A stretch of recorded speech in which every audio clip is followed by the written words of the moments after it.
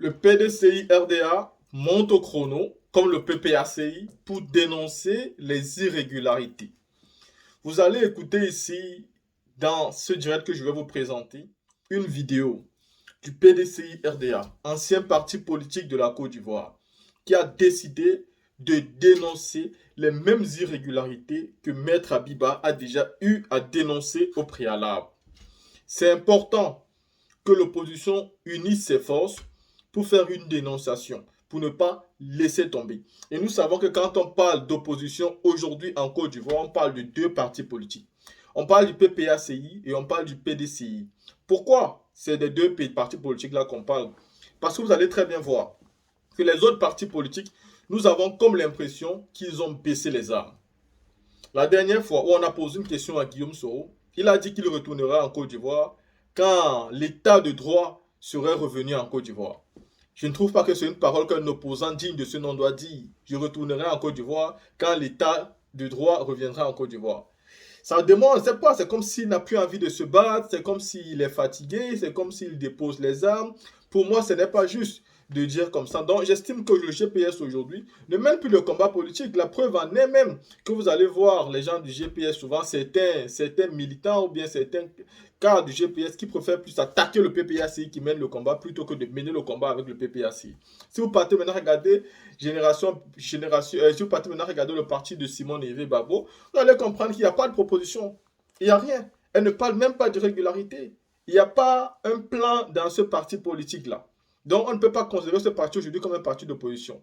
Si vous partez regarder le parti de Charles Blé Goudé, lui, son plan politique, c'est la réconciliation nationale. C'est sur ça qu'il a basé son retour en Côte d'Ivoire et c'est sur ça qu'il travaille. Est-ce qu'on peut donc compter sur lui? Si vous regardez même Mamadou Koulibaly, lui, bien évidemment, il prône le panafricanisme, quelque chose qui est très bien. Mais il ne parle pas de manière claire, c'est-à-dire, il n'a pas de programme aussi, il n'a pas de plan. Peut-être qu'il a un programme de gouvernance, mais il n'a pas de plan qui permet, je ne sais pas, son mouvement de pouvoir nous montrer comment il compte faire pour retirer le président, pour retirer M. Ouattara au pouvoir. Et ça, c'est pas juste. Quand un parti d'opposition se bat, c'est pour retirer le parti en place au pouvoir. J'entends ça et là, des gens disent tout le temps, oh, les vieux doivent quitter la scène politique, oh, ils doivent dégager, laisser la politique à la nouvelle génération. Mais où est donc cette nouvelle génération qui s'intéresse à la politique? Il n'y a pas de nouvelle génération. Regardez qu'aujourd'hui, les qui sont en train de se battre encore contre Alassane Ouattara. Ce n'est pas la nouvelle, c'est toujours Henri Konan Bédié, le président Laurent Gbagbo. Où sont tous ces jeunes-là? Guillaume Soro est jeune, donc il devait aussi prendre son courage comme Gbagbo et rentrer en Côte d'Ivoire. Mais non, il n'est pas rentré. Et pourtant, quand Gbagbo avait été arrêté, lui, Soro, il disait que quand Blé Goudé fuyait au Ghana, Soro disait que c'était mieux de rentrer en Côte d'Ivoire, régler ses problèmes avec la justice que de fuir. Aujourd'hui aussi, pourquoi lui n'a pas décidé de rentrer? Les mêmes 20 ans qu'il a, le président Laurent Gbagbo l'avait sur sa tête. Malgré ça, il a pris l'avion et il est rentré dans son pays. C'est ça qu'on dit un homme qui a un cœur. C'est ça qu'on dit un homme courageux. C'est ça qu'on dit un homme qui est prêt à tout pour défendre ses convictions. Guillaume Soro dit qu'il n'a rien fait et pourtant il n'a pas le courage de rentrer. La team, écoutez cette magnifique vidéo du PDC RDA. Écoutez-la. Recommander la justification par la série de toutes les augmentations des populations électorales qui ont conduit à la création de certains bureaux de vote inspirés par les inscriptions de l'électeur. Et nous avons aussi suggéré la publication conjointe des listes électorales de 2020 et de 2022 dans tous les lieux de vote afin d'en faciliter l'étude comparée pendant la période de cotation. Et enfin, nous avons suggéré que cette liste électorale puisse être auditée. Aujourd'hui, la publication de la liste électorale provisoire donne raison au PDCI suit ces constats déjà écrits en 2022 et les recommandations faites par la suite. Mesdames et messieurs, chers amis de la presse, devant le refus constant du gouvernement de faire suite aux demandes incessantes d'un audit de la liste électorale ivoirienne formulée par les partis politiques de l'opposition, le PDCI a, depuis 2022, initié une analyse des listes électorales de 2018, 2020, 2021 et 2023. Celle-ci a révélé les points suivants. Liste électorale définie de 2018 à la liste électorale de 2020 provisoire, on a obtenu 6 595 790 électeurs en 2018. En 2020, on arrive à 7 500 035 électeurs, soit un taux d'approchement de 13 11%, avec 904 245 nouveaux inscrits. De 2020 à 2023, dans 2020, comme je l'ai noté sur le dessus, on était à 7 500 035 électeurs, et en 2023, on arrive à 8 16 796 électeurs, soit un taux d'approchement de 6,96%. Le nouveau taux, les nouveaux inscrits sur la liste de 2023 donnent la typologie suivante. Les hommes sont 4 130 371 électeurs. Les femmes, 3 856 427 électeurs.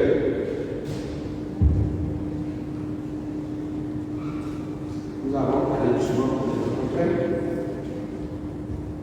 Au plan national, la population de 2023 connaît un taux de croissance de 6,96%. Ce taux de croissance est en recul par rapport à celui de 2020, dont le taux d'approchement était de 13,11%.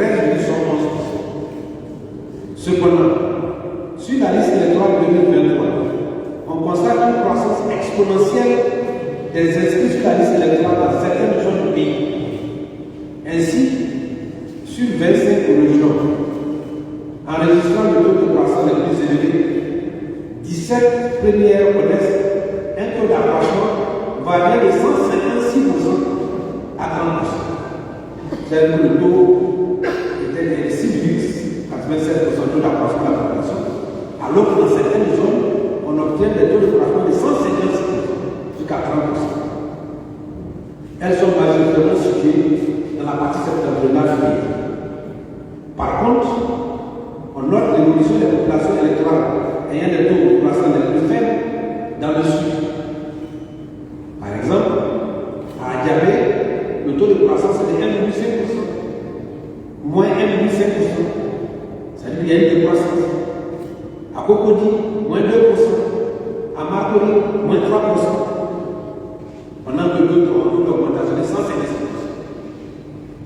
On peut souligner les déplacements des lieux de vote d'une commune à une autre, pour une sous-produit, et inversement, qui se chiffre à 490 déplacements des lieux de vote. La création d'une nouvelle commune sans information préalable, la commune d'Abidjan. La suppression de certains lieux de vote importants sans information. La non-conformité de la liste électorale provisoire remise aux partis politiques avec l'exigence du code électoral. Il s'agit, premièrement, des maires sans prénom. 303 356, c'est-à-dire des inscrits sur la liste qui n'ont pas de prénom, sont au nombre de 303 356. Les maires sans date de naissance, 1 166 514. Non pas de date de naissance.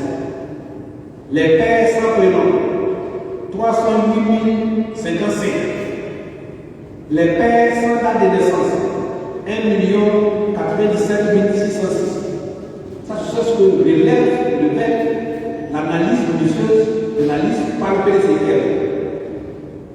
Au titre des anomalies et illégalités, on peut établir la typologie non logistique et anomalie suivante. La présence de personnes mineures, il y en a 15 en 2023, il y en avait déjà 2197 en 2020. Les personnes centenaires, ceux qui ont plus de 100 ans, on a 5004 personnes qui ont plus de 100 ans dans une population où l'espérance de vie est de 53 ans. On souhaite tout le monde avoir plus de 100 ans. Il y en a 5 000, non seulement qui sont inscrits à la liste électorale, c'est-à-dire qu'il y en aura plus. Les personnes décédées, dont les preuves ont été fournies, 53 000. Les électeurs en inscription multiple, 5 598. Les personnes à filiation inconnue ou incomplexe, 96 637. Les mères électrices ayant plus de 20 enfants. Les mères qui ont elles-mêmes choisi la liste et leurs enfants inscrits sur la liste, les enfants sont de plus de 20 au minimum. Ces mères-là, on les a recensées à 8 634. Les enfants des mères, les enfants de ces mères qui sont inscrits sur la liste, c'est-à-dire les mères qui ont plus de 20 enfants, leurs enfants inscrits sur la liste, c'est de 700 668. Les pères aussi, qui ont plus de 20 enfants, qui sont inscrits comme je l'ai dit au-dessus, leurs enfants inscrits sont de 8 563. Les enfants des pères de plus de 20 ans sont les enfants des pères qui ont plus de 20 ans. C'est-à-dire les pères qui ont plus de 20 ans, leurs enfants inscrits sur la liste, c'est 657 375. Les mères ayant fait des enfants après 60 ans sont sur la liste. Après 60 ans, ils ont fait des enfants. Ils sont sur la liste. 2 243 257. Vous voyez donc de ce que nous avons fait déjà, on nous parle sur la normalité. Et c'est cette liste-là qui nous permet de lire nos élus, députés, maires, présidents de la République, tout dans ce pays. Le PDCI qui a constaté cela n'a pas fait de relever ces inégalités. La cellule de coordination des élections a donc sollicité de rencontrer la CENI pour lui faire part de ces choses. Ayant observé donc un nombre inimaginable d'erreurs et d'anomalies sur la liste électorale, le PDCI a sollicité et obtenu 2 séances de travail. Je rappelle que, conformément à l'article 7 de la CEI, la CEI avait le devoir de constater certaines difficultés à l'inscription. Par exemple, vous devez déposer votre dossier. Vous êtes mineur, normalement ça devait être décidé par la CEI qui reçoit le dossier. Si ce n'est pas décidé, un interne des systèmes devait pouvoir permettre de décider. Dans toutes les institutions importantes, il y a plein de spécialistes. Il y a ce qu'on appelle l'audit interne, avant même l'audit externe. L'audit externe vient s'appuyer sur ce que l'audit interne demande. Donc si la CEI devient son passoire d'inscrire les gens, alors ça devient donc un problème. En effet, il est inadmissible donc qu'un document administratif d'une telle sensibilité soit publié sans un contrôle interne de l'Union. Il n'est pas normal de laisser cette irresponsabilité et cette tâche à la charge seulement des électeurs et des partis politiques, alors que les moyens considérables sont annuellement dégagés pour la révision de la liste électorale. Il est dit aussi qu'il faut qu'on rappelle que la révision de la liste électorale devrait être annuelle. On n'a pas à attendre seulement les élections pour le traiter. Les rencontres de 12 et 15 juin 2023, initiées par la cellule de coordination et de gestion des élections, avec donc l'objectif d'obtenir la CEI des informations sur le traitement des effets des anomalies. Nous allons peut-être venir dans les questions, mais les explications et justifications données par la CEI, si elles révèlent sur le mode de fonctionnement, elles reconnaissent l'existence des anomalies et des irrégularités sur la liste électorale depuis 2005 d'après.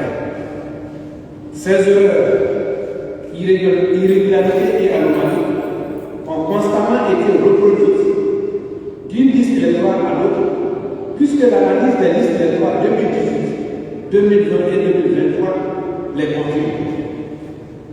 D'où la nécessité impérieuse pour la CEI, comme l'a toujours exigé le PDCI, de procéder à un audit de la liste électorale du Mali, en vue d'un contrôle de sa fiabilité, de sa capacité à garantir un scrutin sincère, juste et transparent pour renforcer la démocratie dans notre pays.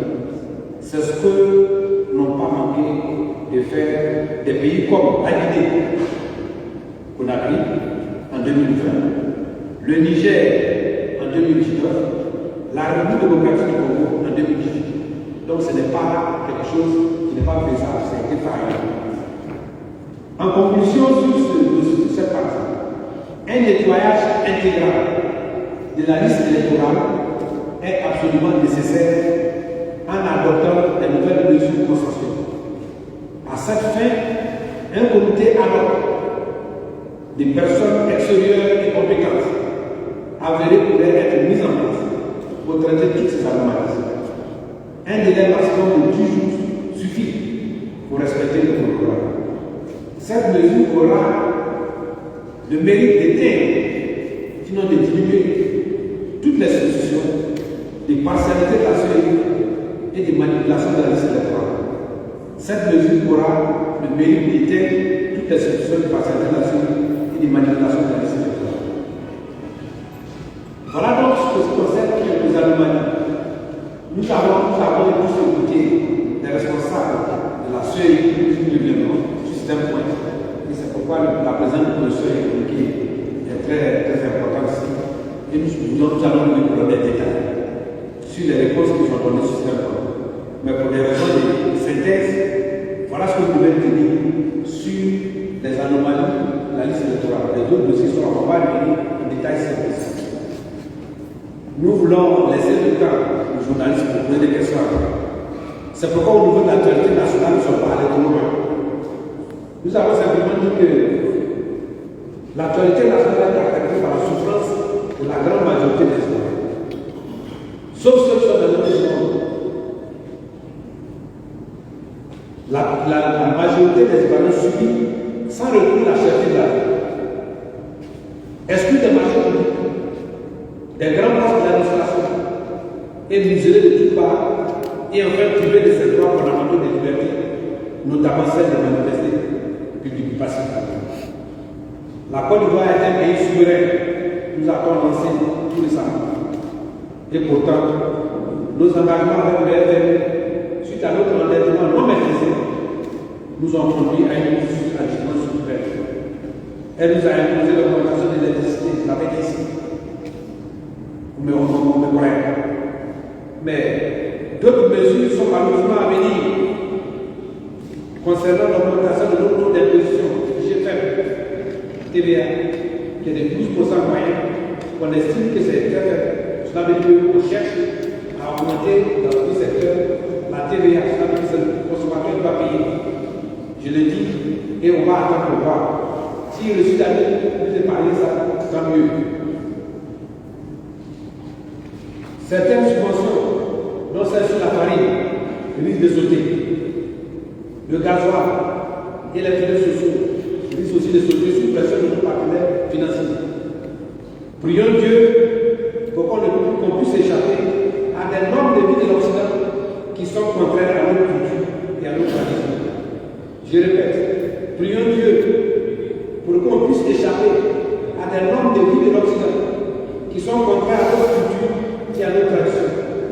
Parce que dans le plus, s'ils voient qu'ils vont pousser longtemps, ils vont pousser jusqu'à la certaine chose comme l'orientation sexuelle.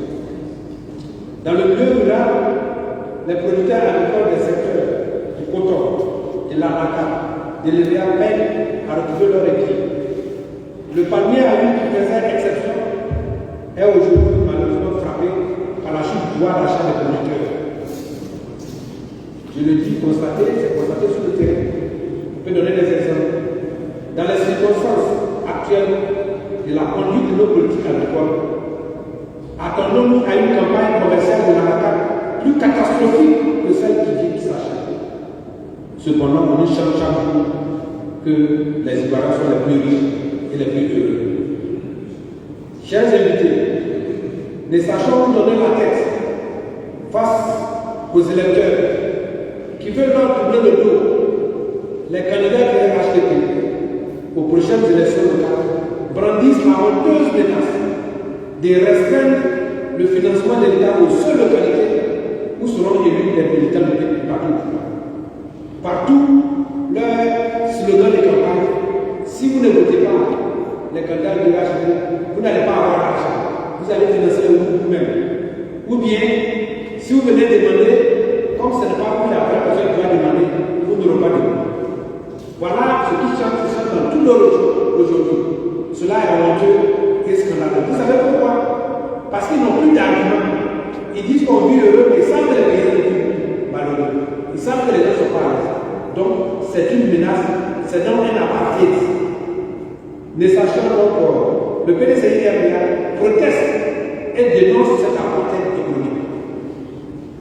C'est pourquoi notre parti s'est fait fort de saisir les partenaires techniques financiers de notre pays pour que les ressources publiques soient mises à disposition de la population sans discrimination.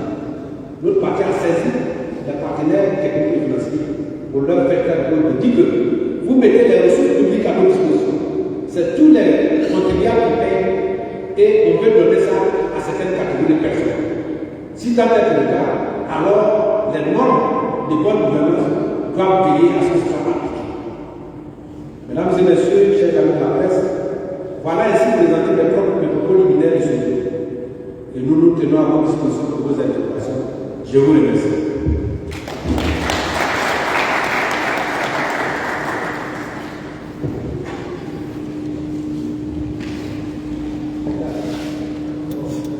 Bien donc d'assister à l'arrivée du directeur de cabinet président Marie-Bonne Denis, qui nous fait l'honneur d'être là. Merci, monsieur le directeur de cabinet. Et vous êtes bien à votre place.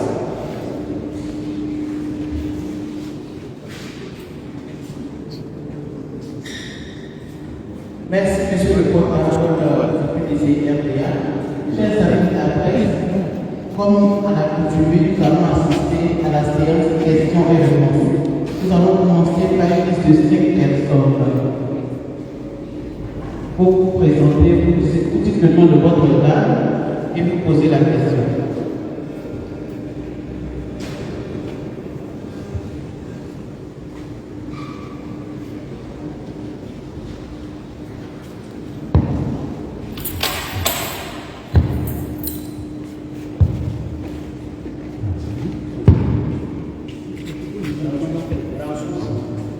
Oui, pour la question. Il m'a adressé une question. Le micro est là.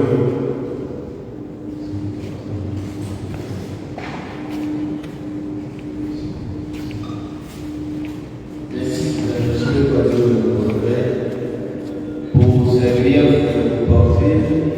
Est-ce que vous avez saisi la commission électorale officiellement? Et si c'est le cas, où en est son dossier?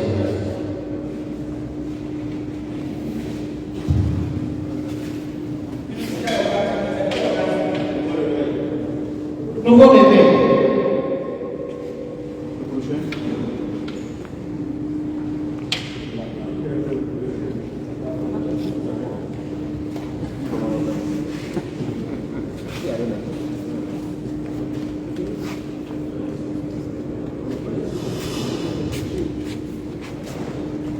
Bonjour, Étienne Bibi du journal L'Inter.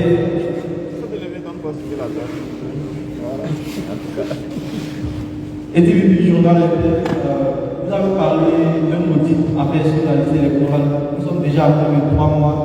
Est-ce que c'est faisable? Et puis, si on doit faire un audit de la liste électorale, est-ce que cela va nécessiter un report des élections? L'Inter.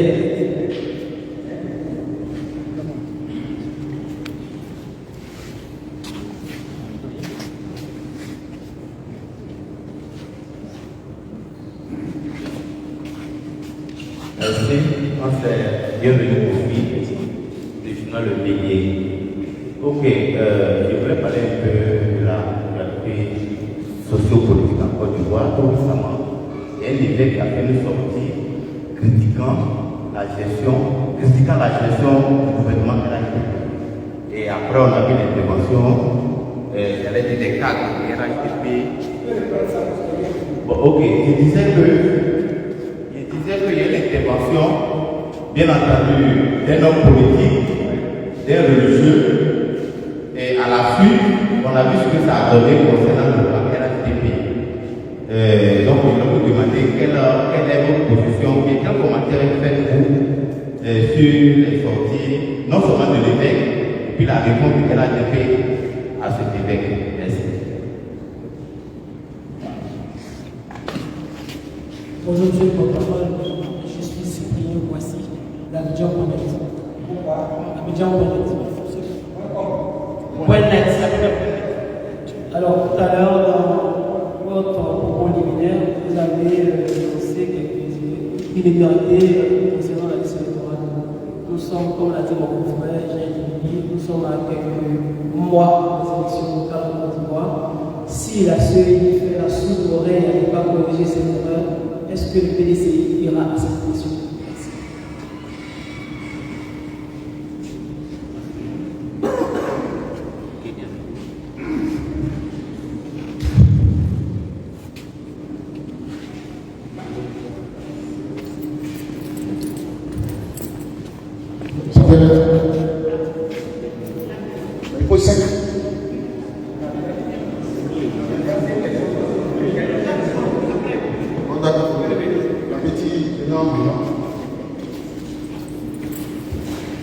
Merci. Merci beaucoup pour les questions. Le nouveau réveil demande si on a saisi la CEI. Si on a saisi c'est l'Union européenne ou la Commission européenne. Moi j'ai entendu CEI, mais nouveau réveil, si on a saisi. C'est CEI ou la Commission. CEI. Voilà. Ok. Mais comme je vous l'ai dit, nous sommes un parti de dialogue. Et depuis, nous les avons saisis, non pas maintenant, mais dès même le dialogue politique. Au cours du dialogue politique, tous ces problèmes ont été posés. Et nous avons remis, le professeur est là, avec le président du cabinet, ceux qui ont accompagné le président au palais présidentiel pour le dialogue politique. Ces problèmes ont été soulevés, y compris d'autres problèmes, y compris même les exclusions sur la liste, pour que ces problèmes soient posés à un niveau continu de solution et qu'on puisse aller à l'audit de la liste électorale. Donc ça a été posé, saisi à un niveau. Et depuis la publication de la liste provisoire, nous avons saisi et nous avons demandé, comme je vous l'ai dit, les 15, le 12 et 15, on n'a pas fait que saisir. On a demandé des rencontres avec tout à de quoi là. Et 2 séances de travail ont eu avec nous. Pour ce qui est de certaines anomalies, la CEI estime que ce sont des erreurs, on appelle ça des erreurs de saisie. Mais en même temps, elle s'est dit incapable de les corriger, sauf s'il y a des choses. Comme moi, on a dans une structure où on fait des erreurs de saisie. Vous-même, et vous voulez qu'une loi vienne vous autoriser à corriger ces erreurs de saisie. Mais on est quand même dans un monde qui est différent de leur monde. Moi, je suis chargé de faire un travail. Je me rends compte qu'en saisissant le nom Voici Brandevic, j'ai mis I au lieu de Y. Et j'ai dit, bon, comme j'ai mis Y, il faut que quelqu'un vienne me dire qu'il faut corriger. Ou bien I. Donc, voyez-vous. Mais à la fin, ce qui est important, ils ont reconnu qu'il y a ces irrégularités. Ils les ont reconnus. On dit non, il y a des noms mères qui ont les mêmes appellations. Donc c'est ce qui fait qu'on a plusieurs noms. Est-ce que c'est nous qui avons dit de faire une carte d'identité où il n'y a pas nom de papa et maman dessus? Dans cette même salle ici, j'avais montré mes 2 cartes d'identité. La carte d'identité ancienne, où il y avait le nom, prénom. D'ailleurs, pour les jeunes que vous êtes, quand nous on faisait les cartes d'identité jaunes, on a pris pour parler, passer le baccalauréat. On mettait même là-dessus le numéro de l'extrait de naissance, avec la date de naissance. Comme ça, si tu n'as pas le numéro, quand tu avais ta carte d'identité, tu as déjà le nom de ton père, le nom de ta mère, la date de naissance de ton papa, la date de naissance de ta maman. Tu as l'extrait, le numéro de l'extrait de naissance. Tout était sur cette carte d'identité. On est venu à la carte d'identité verte. Au moins, ils ont gardé moi prénom de maman. On est venu à l'autre. On vient faire une carte d'identité où on ne sait pas qui est dedans. Même nous-mêmes qui avons ces cartes d'identité, on ne sait même pas si le nom de nos papas et maman qui sont dans cette carte d'identité-là, si c'est le même vrai nom ou non. Voilà les résultats. Voilà les résultats.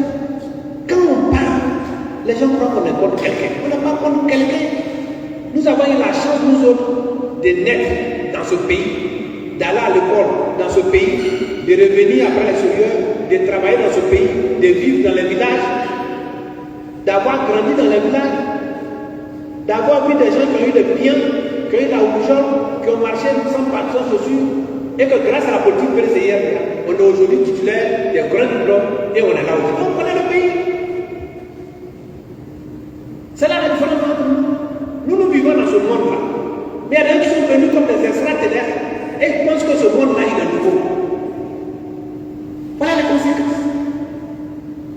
Donc, on les a rencontrés, non seulement on les a saisis, on les a rencontrés et on a redemandé l'audit. Alors, cela va retarder les élections. Mais dans ce pays, on a passé 10 ans ici sans élection. À cause des problèmes de crise. On a passé 10 ans sans élection. Députés ont eu la chance de faire 10 ans sans être réélus. Ils sont là. Pour des problèmes seulement liés aux élections, aux conditions des élections. Si on doit décaler les élections de 3 mois à 4 mois, pourquoi on a la peine? Est-ce que ça ne vaut pas la peine? Pour le moment, on dit qu'on peut le faire sans qu'il y ait un changement de programme. Si on veut bien le faire. On peut le faire. Il s'agit simplement qu'on soit conscient qu'il y a des erreurs, qu'il y a des gens qui peuvent venir faire. C'est tout. On fait des thèmes de référence, on donne à des gens, on vous avez dit que vous pouvez le faire. Mais les élections ont été rapprochées, ils ne s'amusent pas. Si on est là à l'arrière, on pourra le faire. Donc nous pensons que la priorité, c'est d'avoir une justice fiable et chauffante. La sœur disait qu'il y a certaines erreurs qui n'entachent pas la sincérité du scrutin. Mais cela dit, ils ont été candidats. Si tu as été candidat dans ce pays, avec le pays où on est, où vous avez une liste qui vient, les photos là on ne les retrouve pas. On ne peut pas distinguer les photos qui passent sur la liste. On dit qu'il y a une machine biométrique. Les dernières élections se vont montrer que 1 heure après, tout le monde était aligné, les machines biométriques ne marchent pas. On appelle, on dit bon, comme les machines ne marchent pas, vous pouvez le faire sur la liste. Vous faites sur la liste. À la fin, on sait comment ça se passe. Si vous avez 50 personnes sur une liste et que 20 arrivent, à la fin, on peut avoir 50 personnes qui ont voté effectivement. La sœur Iliam a été victime, elle a donné des résultats avec des votants supérieurs aux inscrits. Vous avez suivi ça, non? Elle les a mis la résultat. Mais comment ils peuvent donner des résultats dont les votants sont supérieurs aux inscrits? C'est parce qu'il y a une fraude quelque part. Et la fraude influence, impacte la sincérité du scrutin. Si vous êtes 50, que les 500 sont vivants, comment ça va? Mais pourquoi vous n'avez pas 50 personnes alors qu'il y a que 20 qui n'ont pas de vêtements? C'est comme ça que les fraudes arrivent. Et la fraude impacte la sincérité du scrutin. Donc nous pensons qu'il faut éviter. C'est un risque même d'avoir des gens qui ne doivent pas être sur la liste qui est déposée comme une liste officielle pour faire des élections. Donc pour nous, le temps est important, mais la paix et la confiance sont encore plus importants que le temps, le décalage de quelques jours. Et d'ailleurs, si on veut le faire avec volonté, il n'y aura pas de décalage. Le bélier parle de l'intervention des évêques. Voyez-vous, le gouvernement a dit qu'il n'est pas dans le même monde que l'évêque. Dieu merci. Et ils sont sur Mars, nous on est sur la terre. Pourquoi? Ce n'est pas l'évêque seulement. Moi je suis musulman, je suis parti à la Mecque, je suis allé. Mais dans les mosquées, on parle de ça aussi. Quel imam qui ne nous dit pas dans les mosquées que la prostitution est une mauvaise chose, ça se fait pour le cas de penser à nos enfants. Que la drogue est devenue un fléau. On nous dit dans les mosquées. Dans ce pays-là, on a vu des évêques qui voulaient marcher pour la paix, on les a empêchés. Pourtant, on a vu des gens qui avaient marché pour découper des gens, on ne les a pas attrapés jusqu'aujourd'hui.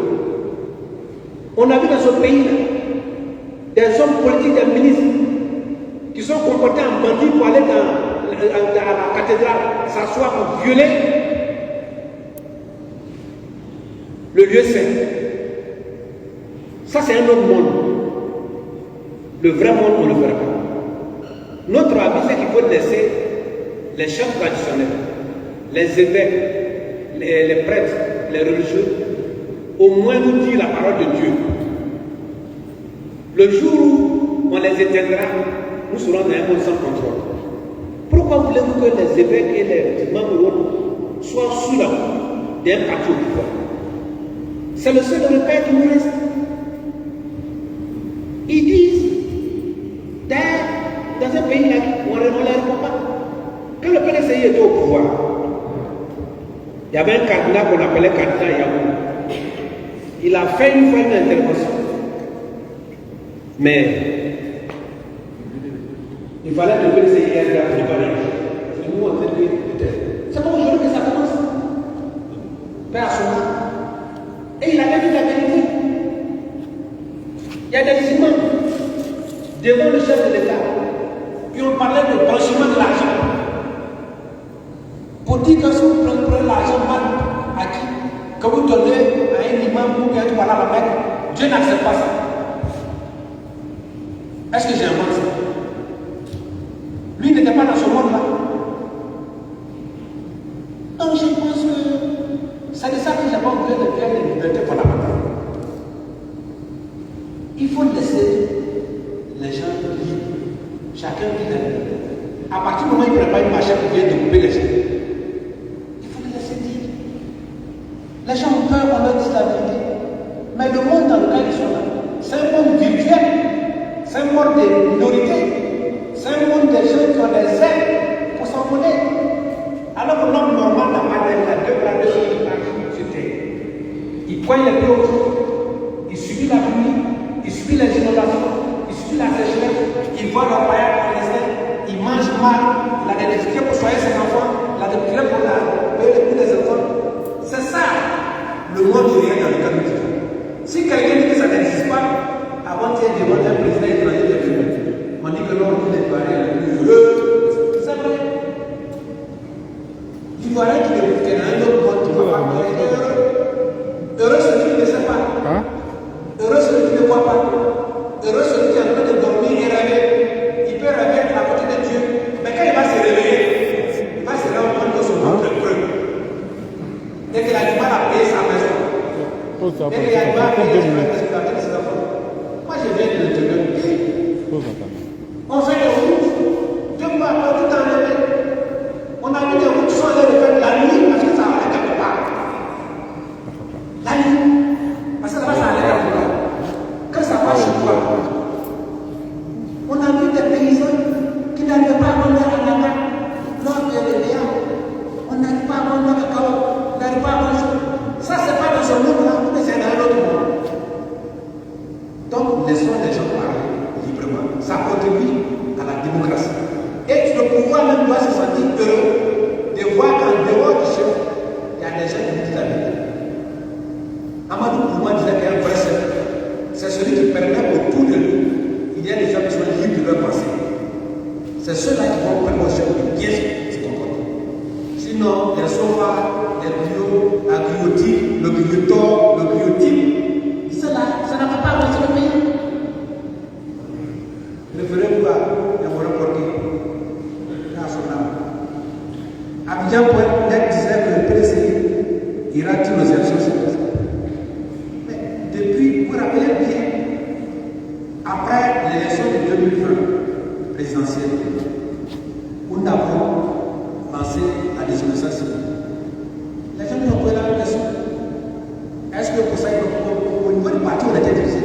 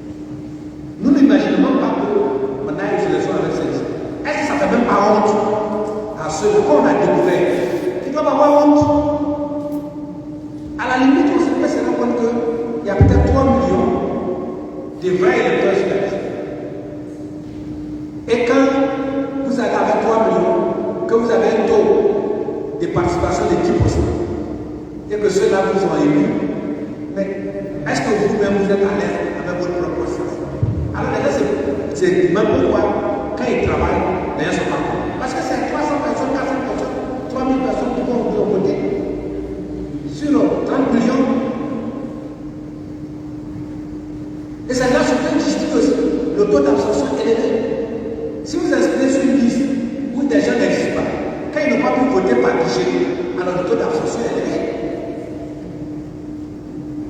Donc, sur ce point, je ne sais pas si le professeur Yamouké a des ajouts sur ce qu'ils ont posé comme question.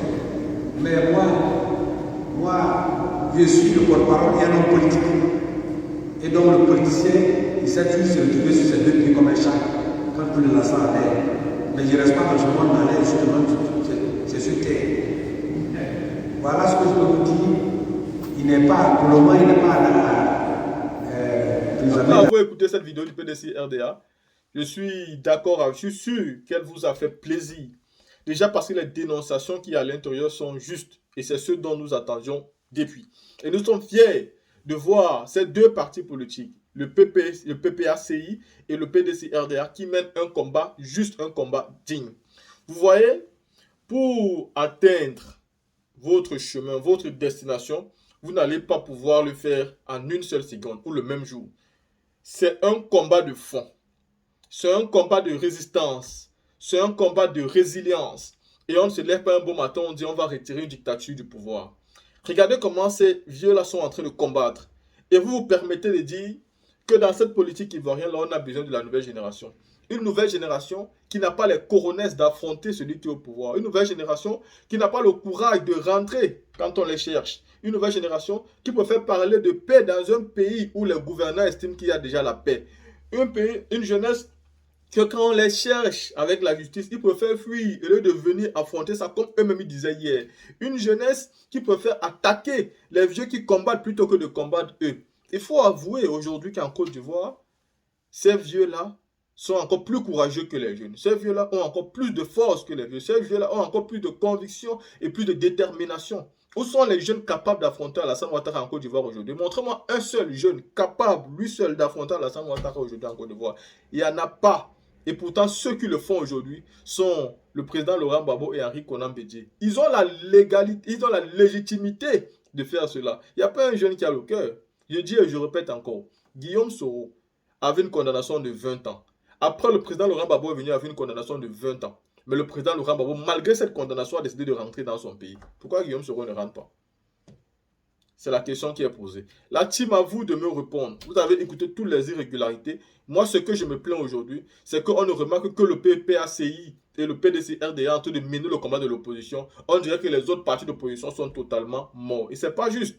Et quand 2025 va arriver, vous allez voir tous ces partis politiques-là qui vont venir rapidement et vouloir se jouer les leaders de l'opposition. Vous avez vu très bien ce qui est en train de se passer. Les partis qui sont en train de batailler et les partis qui sont en train de démontrer qu'ils ont besoin d'un meilleur avenir pour les Ivoiriens. Ceci étant, dites-moi ce que vous pensez et voyons-nous pour une autre vidéo.